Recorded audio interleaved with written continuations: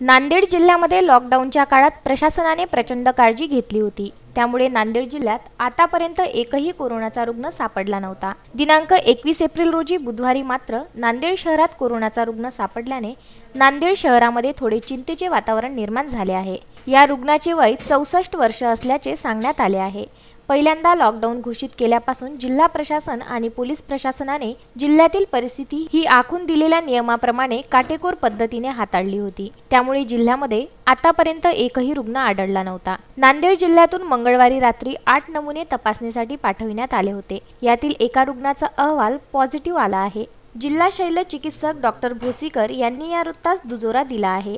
हा अहवाल प्राप्त झाल्यानंतर तो राहत असलेला संपूर्ण परिसर सील करण्यात आला आहे। जिल्हाधिकारी डॉक्टर विपिनी विटणकर आणि पोलीस अधीक्षक विजयकुमार मगर हे परिस्थितीवर लक्ष ठेवून आहे। विदर्भ न्यूज करिता वाई बाजार येथून कार्तिक बेहरे व अनवर खिच्ची।